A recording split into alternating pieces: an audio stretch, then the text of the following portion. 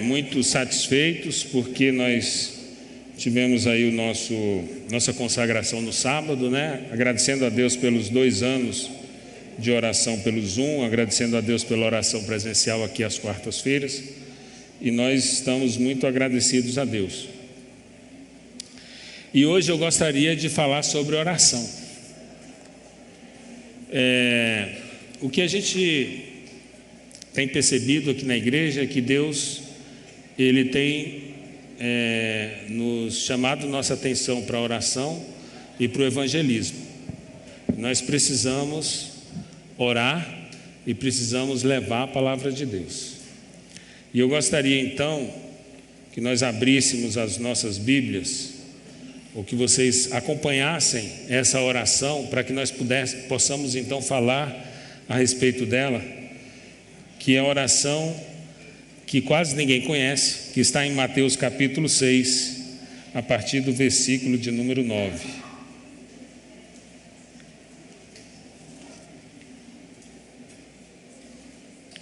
Vocês podem orar comigo? A gente pode ler juntos? Então vamos lá.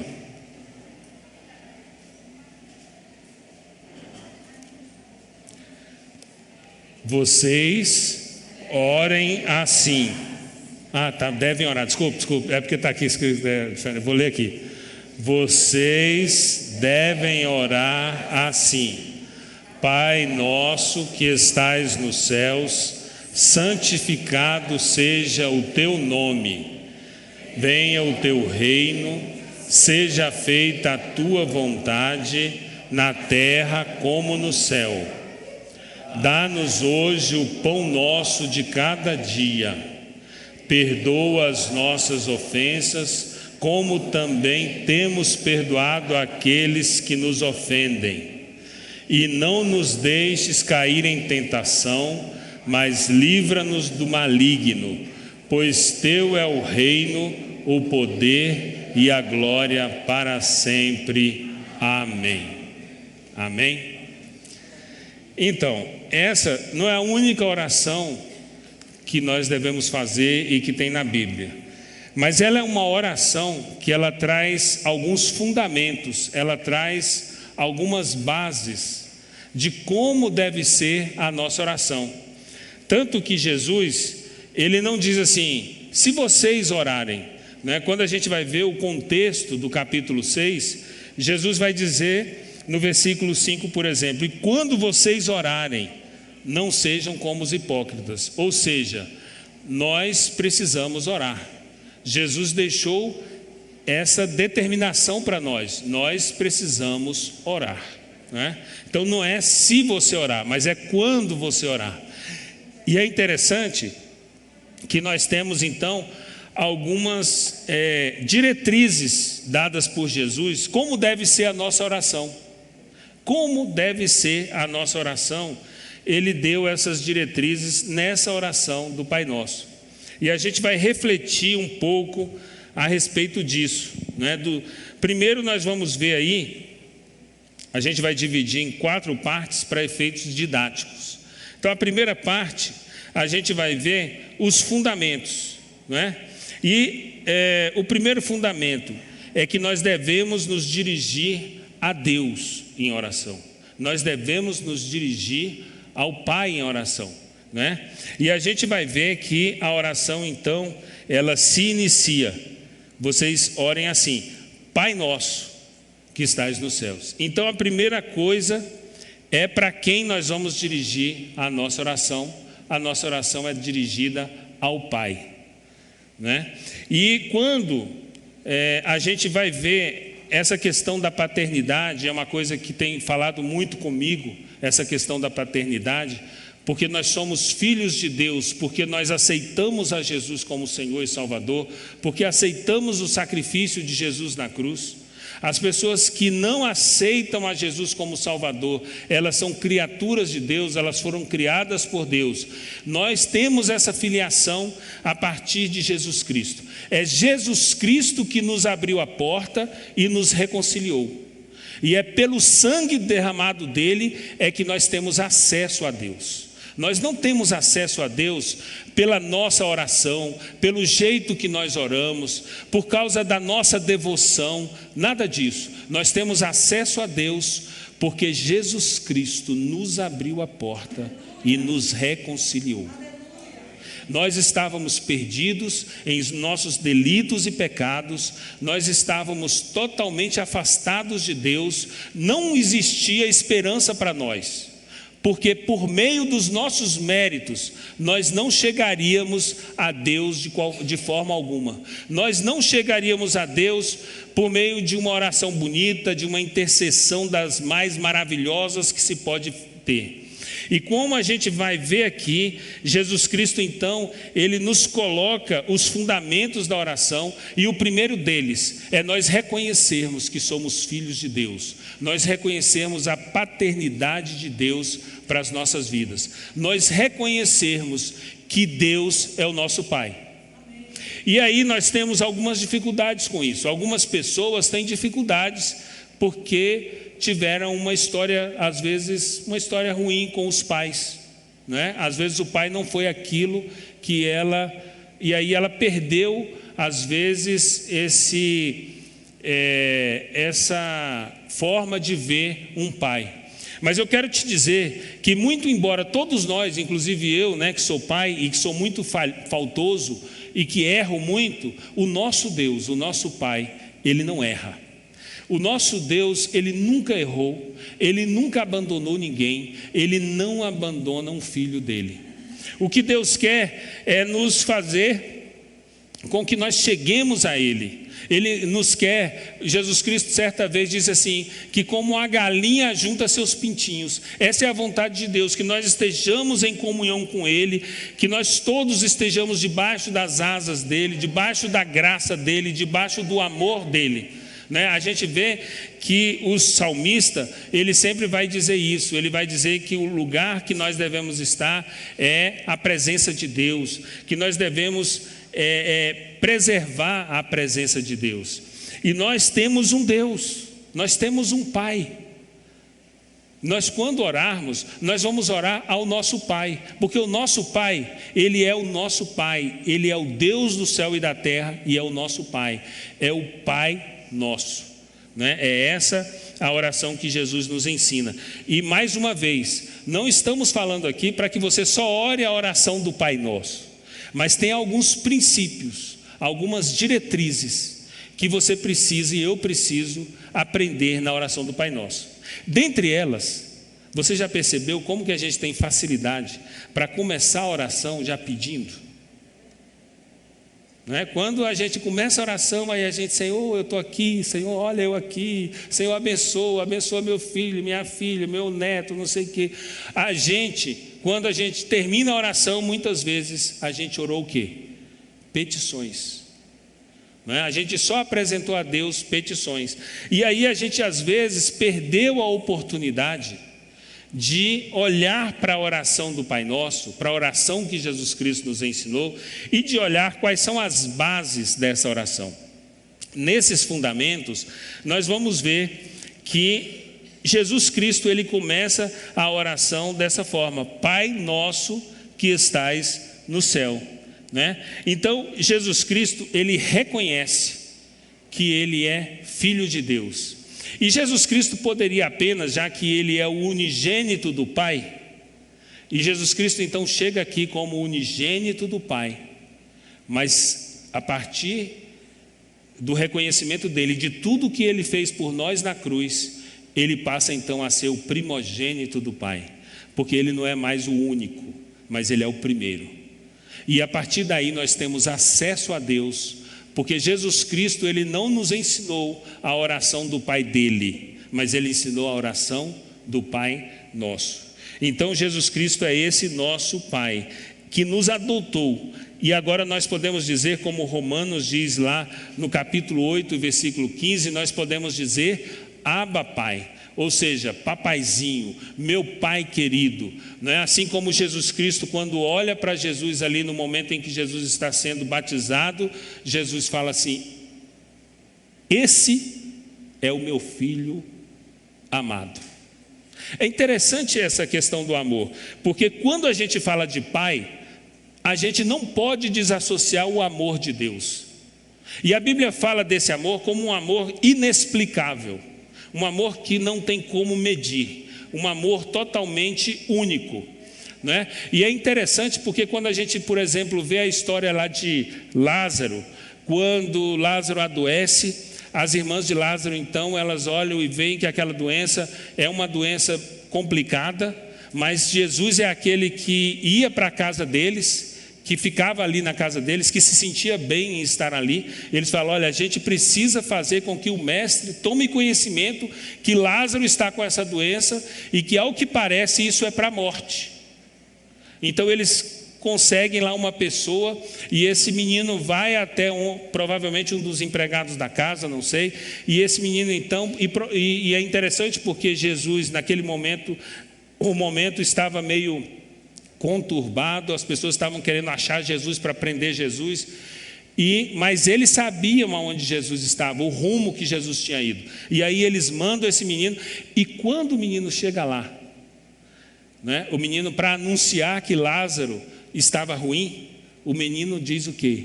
Aquele a quem amas está doente. Eles poderiam dizer: sabe o Lázaro, aquele que ama o Senhor? Mas ele disse: aquele a quem amas está doente. E você pode desconfiar do meu amor, mas nós não podemos desconfiar do amor de Deus. O amor de Deus, ele suplanta tudo. E é esse amor que faz com que a paternidade de Deus nos traz junto o amor, ele traz junto a proteção, ele traz junto a bênção, ele traz junto desse conceito todo, dessa palavra Pai. O nosso Deus traz tudo isso junto. Deus é Pai porque te ama, Deus é Pai porque te abençoa, porque te protege, porque te guarda, porque é com você. Então esse Deus, quando você fala Pai, você está falando tudo isso. Esse Deus é aquele que cuida, aquele que protege, aquele que é o soberano Deus que conhece todas as coisas. Né? Então, quando nós oramos a Deus, nós oramos dessa forma. É por isso que é de se estranhar, né? Muitas vezes, alguma teologia que tem por aí hoje em dia, que as pessoas estão colocando Deus como que o empregado. Né? Não, porque é o seguinte, eu determino, eu falo, eu aconteço e Deus faz. Né? Então Deus, coitado, está dependendo dele. Porque ele é que fala para Deus fazer. E a gente vê que não é assim na Bíblia, né? Então não se engane, porque não é assim. A gente vê na história lá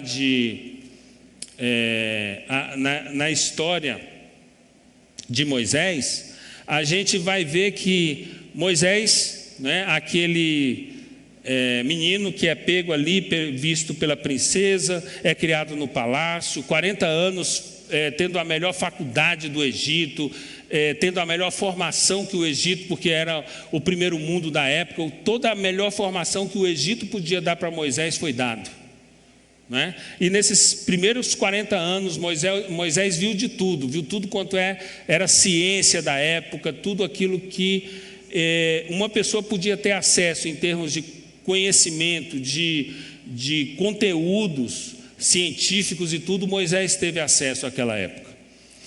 E aí depois Deus pega Moisés, né, toda aquela história que todos nós conhecemos. Moisés vai lá, mata um egípcio, foge, e nesse momento em que Moisés vai para o deserto, Moisés passa 40 anos no deserto. E nesses 40 anos de deserto, depois de 40 anos vendo de tudo que se podia ver em termos de tecnologia da época, em termos de primeiro mundo da época, Moisés vai para o deserto aprender a ser pastor de umas ovelhas que não eram dele. E depois de 40 anos que Moisés está ali, ele está num determinado lugar, e é interessante que o texto bíblico vai dizer que ele vê lá um mato lá e o fogo pegando, mas o fogo não consumia aquele arbusto, E aí então a Bíblia diz que ele se chega mais perto, e quando ele chega perto, o texto bíblico diz assim: e Deus falou, Moisés, Moisés, né? E nessa, Moisés, sim, estou aqui e tal, falou assim: tira o sandália dos teus pés, porque o lugar que você está é santo. As pessoas não podem brincar com o nosso Deus. Ao mesmo tempo que Ele é o Pai nosso, Ele é o Pai nosso que está nos céus. Ele não é um igual. Como dizia meu pai, Ele não é um parceiro. Meu pai tinha uns palavreados diferentes, né? Ele chamava parceiro, que era assim, o igual, né? Então, Deus não é um parceiro seu ou meu. Deus não é um igual a nós. Deus é santo, é Senhor do céu e da terra, é Criador de todas as coisas, é o Deus Todo-Poderoso. E Ele quis ser o nosso Pai. Então, não se está falando com o igual quando a gente ora a Deus. E se nós temos, irmãos, se nós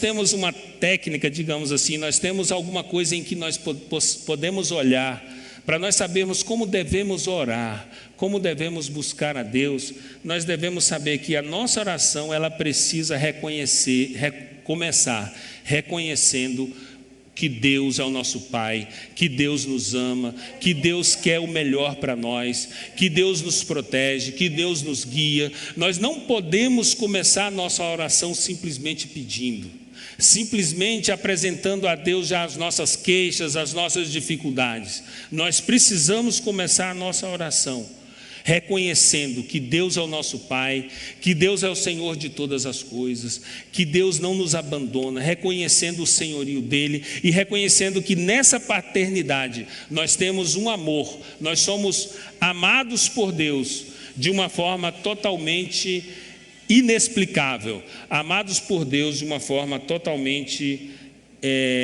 que não há como nós descrevermos esse amor, né? E aí agora então nós começamos as petições. Nós temos a segunda parte da oração, que a gente começa as petições. E nessa segunda parte, as petições são em relação a Deus. E há 3 pedidos em relação a Deus. Olha só, começamos as petições, mas essas petições, elas são em relação a Deus. A primeira delas, ainda no versículo 9, fala no nome de Deus, né? Então ela fala assim: vocês orem assim: Pai nosso que estais nos céus, santificado seja o teu nome. É interessante essa questão do nome, né?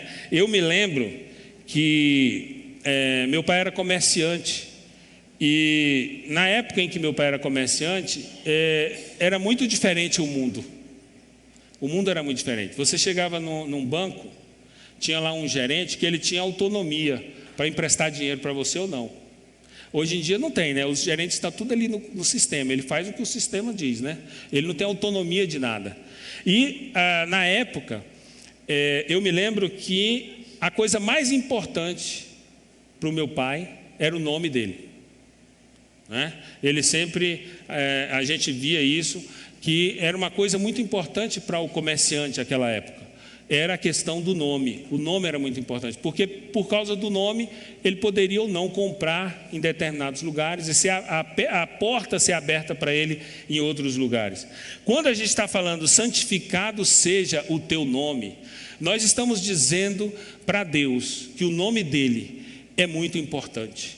E que esse nome que é tão importante, ele define as coisas. O nosso Deus, ele tem um nome que é um nome que não existe nada que possa tocar no nome de Deus. O nome do nosso Deus, ele é poderoso, ele é santo, ele é um nome acima de todos os nomes. Não existe nenhuma mácula, não existe nada que macule ou que algum dia maculou ou que irá macular o nome de Deus. E Jesus Cristo então nos ensina: santificado seja o teu nome diante de nós que somos meros mortais. Nós temos um Deus que é tão santo, tão maravilhoso, e nós precisamos entender esse nome. E quantas vezes nós estamos vendo nos nossos dias coisas acontecendo com pessoas com tanto desrespeito, com tanta chacota em relação ao nosso Deus, né? E nós sabemos que a nossa oração precisa continuar sendo a mesma. Nós precisamos saber que esse nome, ele é santificado, né? O salmista, ele orava e falava assim: guia-me pelas veredas da justiça, por amor do seu nome, né? Então assim, Deus guia, o salmista está dizendo: Deus me guia de forma justa, porque Ele tem amor pelo nome dEle. O nome de Deus é maravilhoso, o nome de Jesus é esplendoroso. A Bíblia diz que todo joelho vai se dobrar diante de Jesus Cristo, toda língua vai confessar que Jesus Cristo é o Senhor. Então não existe nada mais sublime do que o nome de Jesus Cristo, do que o nome de Deus. Devemos orar pela santificação do nome de Deus, para que Ele seja adorado, reverenciado, para que Ele seja honrado, para que Ele seja temido e obedecido. Nós estamos vivendo dias em que as pessoas estão, se fala muito de felicidade, que as pessoas nasceram para ser felizes. Tem uma palavra que me incomoda, eu acho que eu preciso ir no psicólogo por causa dessa palavra, que as pessoas falam: você merece, né? Eu tenho medo dessa palavra, você merece, porque na verdade, se nós formos olhar os nossos méritos, nós não vamos encontrar méritos em nós, né? Então as pessoas estão dizendo: não, porque você chega lá na festa, né? Aí está na moda, né? Porque você merece essa festa, você merece isso, você merece aquilo. Eu não estou dizendo que Deus não possa nos dar, né? Mas nós o que temos não é por conta dos nossos méritos. E a gente precisa saber que nós estamos vivendo momentos em que as pessoas não estão se apercebendo de que nós somos pecadores, nós precisamos da misericórdia de Deus na nossa vida, porque nós precisamos que Deus nos lave no sangue de Jesus Cristo, que nós somos pecadores, nós pecamos, nós carecemos da graça de Deus, nós precisamos do amor de Deus. Parece que agora não está dando muito ibope esse negócio de falar de pecado, só que o pecado é aquilo que nos afasta de Deus. Se tem uma coisa que nos afasta de Deus, é o pecado. E a Bíblia diz que Ele nos rodeia, que Ele está tão perto de nós, e que nós precisamos vigiar a nossa vida, nós precisamos temer a esse Deus. Esse Deus é maravilhoso, Ele é esplendoroso, Ele é amoroso, mas Ele é justo. A Bíblia diz que Ele também é fogo consumidor, né? Então nós precisamos saber que, diante de tudo isso, Jesus Cristo está dizendo: olha, esse nome, ele precisa ser reverenciado, ele precisa ser obedecido. Nós precisamos saber que nós temos que obedecer a esse Deus. E aí também a oração, no versículo 10: venha o teu reino. E aí a gente precisa entender que a gente precisa orar para que a vontade de Deus se estabeleça, para que o reino de Deus ele se espalhe, né? Nós temos uma questão que, por mais que nós evangelizemos, o reino de Deus ele vai se espalhar, ele vai crescer, vai ser porque Deus trabalha nos corações. Mas nós precisamos saber que nós temos a obrigação de orar para que o reino de Deus se estabeleça, para que o reino de Deus se faça presente nas nossas vidas, em todos os momentos nossos. E ao mesmo tempo nós precisamos saber que esse reino de Deus, ele vem a nós à medida em que o evangelho de Jesus Cristo é anunciado. Por quê? Porque nós precisamos anunciar o evangelho. Essa parte Jesus Cristo deixou conosco, Deus deixou conosco, né? Poderia ter deixado com os anjos, ter deixado com outras, mas deixou conosco. E nós precisamos evangelizar, nós precisamos levar o evangelho. Quando você evangelizar, meu irmão, quando eu evangelizar, a pessoa vai aceitar Jesus não é por causa do que você evangelizou, vai aceitar Jesus porque o Espírito Santo de Deus vai falar aquele coração. Mas você precisa evangelizar, eu preciso levar o reino, eu preciso saber que o reino de Deus precisa ser prioridade da minha vida. O reino de Deus precisa ser prioridade na minha vida e na sua vida. Então nós devemos orar, e dentro dessas petições, nós temos Jesus Cristo pedindo que o nome de Deus seja santificado e que o reino de Deus venha, que o reino de Deus venha, e a vontade de Deus, ela seja feita. Da mesma forma, e a oração de Jesus é essa, da mesma forma como a vontade de Deus é feita no céu, que ela também seja feita aqui na terra. E a vontade de Deus é o que tem de melhor para as nossas vidas. Mas também é outra coisa que na prática a gente precisa tomar muito cuidado. Por quê? Porque a gente está orando isso, mas muitas vezes nós estamos fazendo a nossa vontade, nós fazemos os nossos planos, nós apresentamos. É interessante isso, né? Como que a gente é bom de planos, assim, olha, quando eu me aposentar, aí eu vou morar em João Pessoa, né? Eu vou morar não sei aonde. A gente é bom de planos, não é verdade? Aí a gente chega para Deus e fala assim, Senhor, eu fiz aqui os planos aqui, ó, carimba aí. Deus fala, não, mas esse aí não era o meu, né? Então assim, a gente tem que tomar cuidado com isso, porque a gente ora assim, a gente ora assim, seja feita a tua vontade, mas a gente faz a nossa. E aí a gente chega diante de Deus e fala assim, carimba aí, Senhor, olha a tua vontade sendo feita. Deus, não, você fez a sua. Então nós temos que tomar cuidado com isso, não é? Porque nós somos assim, cheios de planos, mas às vezes os nossos planos só estão atendendo ao nosso ego, a nossa forma de ver, né? Eu falei João Pessoa, não tem nada a ver com você não, viu, Dom? Eu falei João Pessoa porque eu acho que é o lugar legal para ir depois que aposenta. Entendeu? E realmente, de vez em quando eu me pego nesses planos assim, sabe? Aí eu falo assim, depois e tal. Quem sabe ainda dá agora, porque já que eu estou offline, né, trabalho online, então quem sabe dá para eu ficar lá, trabalhando de lá, né, e tal. A gente faz esses planos, né?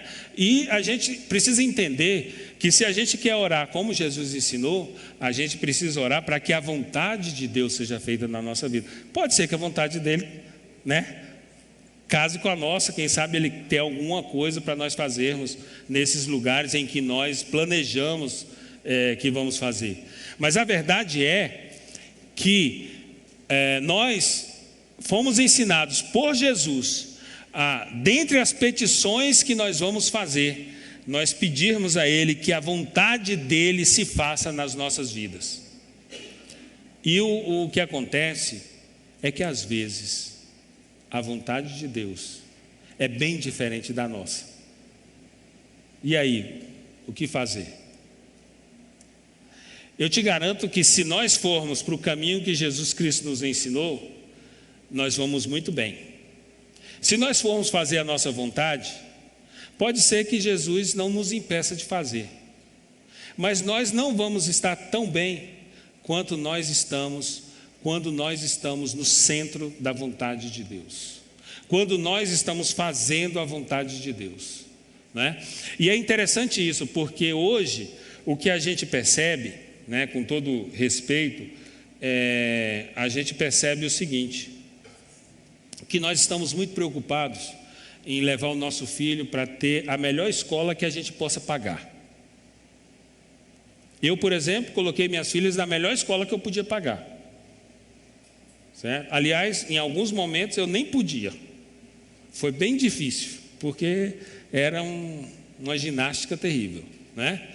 E não tem nenhum problema com isso, não tem nenhum problema com isso. O problema é quando nós não priorizamos o reino de Deus, quando nós colocamos o nosso filho na melhor escola, mas no primeiro é porque está mais frio, não, hoje não vai dar para ir para a igreja, porque está mais frio. E a gente começa a mostrar para o filho da gente que o reino de Deus não é importante, que é só se der. Ah não, é porque se der eu vou, se der eu faço para Deus, se der, quem sabe, né? E a gente tem que tomar cuidado com isso, porque a gente está orando para a vontade de Deus ser feita na nossa vida. Quando a gente ora o Pai Nosso, a gente está orando.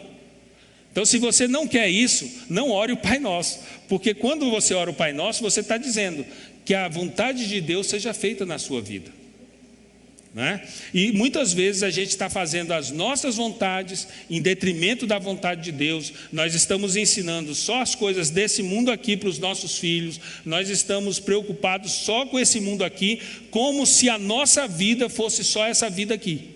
Como se nós não tivéssemos uma vida eterna para viver, como se a próxima geração ela não tivesse que aprender de Deus, né? A Bíblia diz, olha, quando você ensinar seu filho, ensina para ele andando pelo caminho, sentado em casa, andando, conversando em todos os lugares, ensina para o teu filho. E a gente acha que trazendo para a igreja, quando der, é suficiente. Né? E aí como que a vontade de Deus ela vai ser feita na nossa vida? Se nós não estamos vivendo aquilo que nós sabemos como temos que viver, né? E não é só uma questão do filho, né? A gente está orando aqui e eu sei que Deus vai agir porque Jesus Cristo prometeu, né? Nós estamos orando todo dia de manhã, nós estamos orando para Deus mandar trabalhadores para a obra dele. E Ele vai mandar, porque nós estamos orando e nós estamos orando ao Deus Todo-Poderoso. Mas como é difícil as pessoas se engajarem na obra de Deus,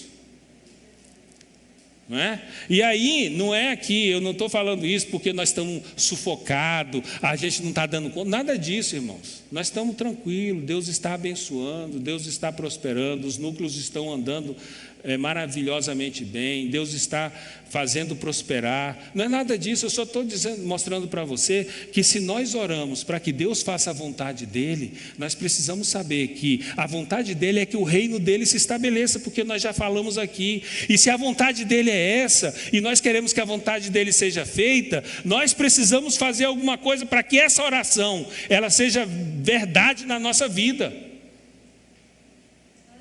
Né? Nós não podemos deixar que a nossa oração seja apenas palavras soltas ao vento, que não dizem respeito, que não guardam nenhuma similaridade com a nossa vida.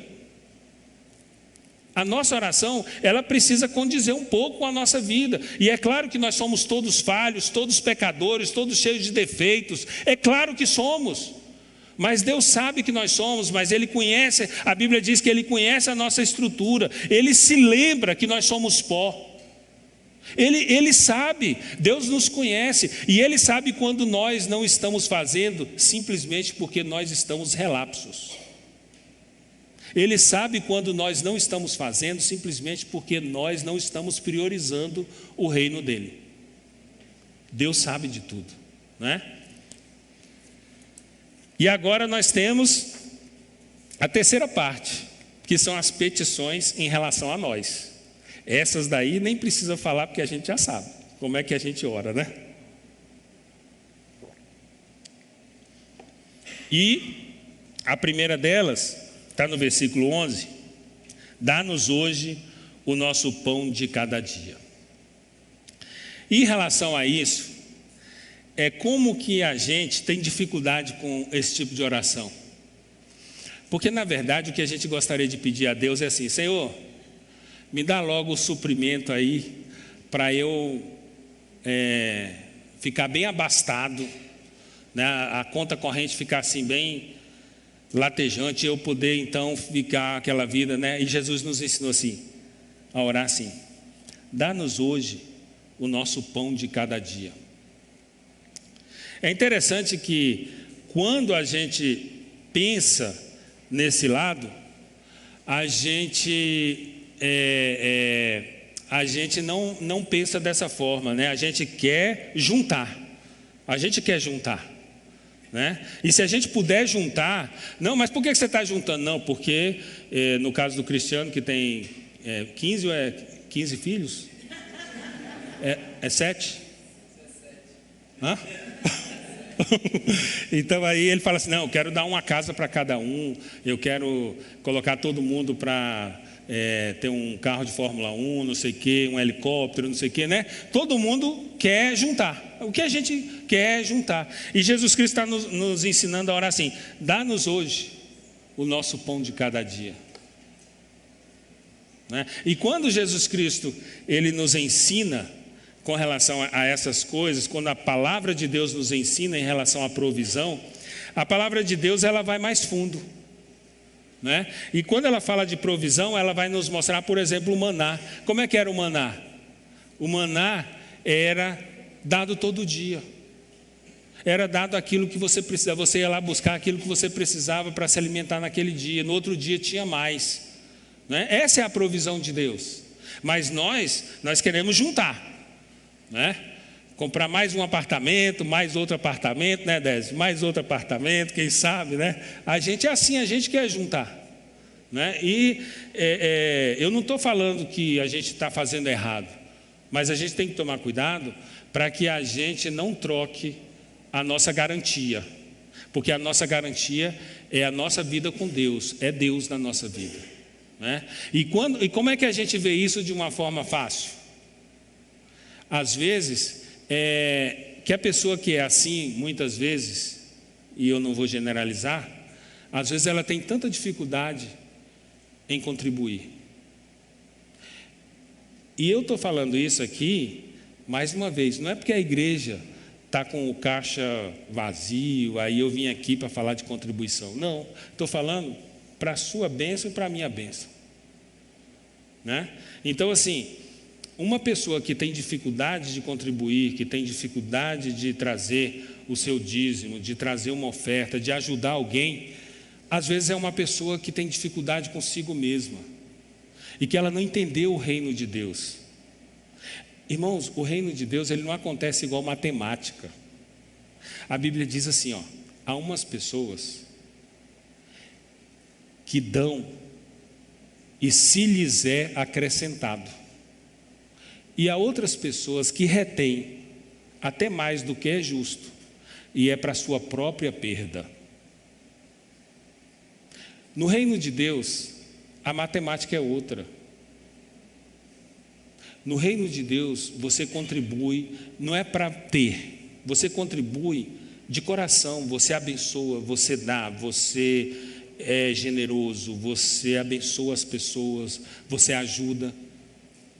E você vai vendo no caminho que Deus está cuidando de você, que Deus não está deixando faltar para você, não está deixando faltar para os seus filhos, né? O meu sogro agora, eu posso falar, irmãos, porque ele está lá no hospital, né? Aí ele me chamou, eu fui lá depois que eu cheguei de viagem. Ismael, transfere aí para sua conta tanto, que é para você mandar nessas contas aqui. Os missionários que ele sustenta. Depois disso ele saiu meio do ar, depois ele está voltando agora, graças a Deus e tal. Mas o que a gente está vendo? A gente está vendo que quando a gente tem compromisso com Deus, irmãos, não tem erro. Não tem erro. Se eu fizer do jeito que está aqui, não tem erro. Eu vou viver uma vida abençoada aqui, eu vou viver uma vida feliz aqui, eu tenho a eternidade com Cristo, eu tenho uma vida que é de acordo com o padrão que Deus estabeleceu. Então, quando eu oro, o pão nosso de cada dia nos dá hoje, eu estou dizendo, a minha provisão, eu dependo de Ti, meu Deus. Eu não dependo do que eu consigo armazenar, da previdência que eu vou fazer para o futuro. Por quê? Não estou dizendo para a gente ser irresponsável e não fazer uma previdência. Não estou dizendo isso. Eu estou dizendo que a nossa confiança não pode estar nisso. A nossa confiança tem que estar em Deus. E nós precisamos aprender que quando a gente fala dá-nos hoje o pão de cada dia, é porque nós estamos confiados de que o nosso Deus é aquele que nos dá o pão de cada dia, é aquele que nos sustenta, é aquele que cuida de nós em todos os aspectos, não é? Como dizia meu avô, né? Que adianta você ter um monte de boi, mas você não pode comer nenhum, né? Às vezes a pessoa tem tanta riqueza, mas ela não tem prazer. Eclesiastes fala disso, né? Eclesiastes fala disso. Há pessoas que Deus deu riqueza, mas não deu o direito delas desfrutar dessas riquezas. E há pessoas que Deus deu o direito de desfrutar as riquezas, e as pessoas nem veem os dias passarem de tão alegres e tão felizes que elas vivem, né? E nós precisamos saber que a nossa alegria é Cristo, que a nossa felicidade é Cristo, e que nós temos um Jesus, um Deus que cuida de nós em todos os momentos, em todas as circunstâncias, em todos os aspectos, né? E que nós não estamos jogados à mercê do mundo, não. Mas quando nós pensarmos na matemática, eu sei que tem aquelas pessoas, né? E é importante que nós façamos o nosso orçamento e tal, mas a matemática de Deus, ela funciona diferente. Cuidado para você não reter a bênção, né? E você perder, porque reteve, né? Então, que você seja essa pessoa que está confiado em Jesus Cristo, que está confiado em Deus, e aí você vai poder orar: dá-nos hoje o nosso pão de cada dia, né? E aí então, o outro pedido, né, em relação a nós, se refere ao perdão, né? Se refere ao perdão. E é interessante que o perdão é a única coisa que Jesus colocou aqui condicional. De todas as outras coisas, Jesus não colocou condições, mas no perdão ele colocou: perdoa as nossas dívidas, assim como perdoamos aos nossos devedores. Perdoa os nossos pecados, assim como perdoamos aqueles que pecam contra nós. Perdoa-nos, assim como nós perdoamos, né? Nós precisamos saber que Deus leva isso a sério. Então, assim, meu irmão, Deus leva isso a sério. Se você tem dificuldade de perdoar, eu vou dizer para você, eu li um livro uma vez, que eu nunca me esqueci, já deve ter uns 20 anos ou mais que eu li esse livro. O nome do livro eu me lembro até hoje: Quando a Corda se Rompe. E o livro dizia o seguinte: quando você tiver dificuldade de perdoar, ore pela pessoa. Mesmo que naquele primeiro momento você não queira nada daquilo que a sua boca está falando. Tipo assim, você está doido que Deus mate a pessoa, mas você fala assim: Senhor, abençoa. Está entendendo? E você vai orando, e o Espírito Santo então vai trabalhar em você para que você possa perdoar. Irmãos, isso é sério. Eu sei que muitas vezes aquilo que fizeram com você foi uma injustiça muito grande, foi uma coisa que te magoou muito, que feriu você dos pés à cabeça, que você é aquela pessoa que tem toda a razão de de ter tido aquele problema. Mas nós precisamos saber que nós precisamos perdoar. Não tem um outro caminho a não ser o do perdão. Nós precisamos perdoar. Nós precisamos perdoar para sermos perdoados. Então, é sine qua non, né? E nós então precisamos perdoar. E sobre o futuro, o livramento da tentação. Nós pecamos contra Deus, nós pecamos contra o próximo, nós pecamos contra nós mesmos. As tentações, elas procedem do nosso coração corrupto, né? Então, o inimigo, ele não vai te tentar naquilo que você não tem dificuldades. Que você vai ser tentado exatamente naquilo que você mais tem dificuldades. O texto bíblico, ele fala: e não nos deixes cair em tentação, mas livra-nos do mal, né? Não nos deixes cair em tentação, mas livra-nos do maligno. No texto que foi lido aqui, mas livra-nos do maligno. O maligno, o inimigo de nossas almas, ele vai nos tentar, naquilo que nós temos mais dificuldade. E nós precisamos saber que nós precisamos orar para que nós possamos ser livres, né? Para que nós possamos ter esse livramento da parte do Senhor nosso Deus, né? Em relação à tentação, a Bíblia manda a gente orar para a gente, para que Deus nos livre da tentação. Em relação ao pecado, a Bíblia manda a gente fugir, né? Então nós precisamos saber que o pecado ele nos atrapalha, que o pecado ele é um entrave nas nossas vidas, e nós precisamos saber que a tentação ela acontece, e nós precisamos estar orando para que nós possamos ser libertos da tentação. E aí depois dessa parte, dessas petições em relação a nós, então nós temos o propósito da oração, e que nós devemos reconhecer, e aí então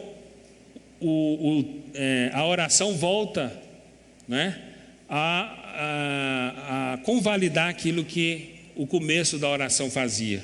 E aí então nós temos o propósito da oração. Nós devemos reconhecer que a Deus pertence o reino, é o governo de Cristo nos corações, é o governo de Cristo nas nossas vidas. Quando a gente fala, Senhor, pertence o reino a Ti, eu estou dizendo assim, olha, o governo do Senhor, Ele está no meu coração. Nós não estamos falando aqui de política, nós não estamos falando aqui de localidade, nós estamos falando que esse reino, que é acima de qualquer coisa, Ele que governa, Ele que precisa governar a minha vida e a sua vida.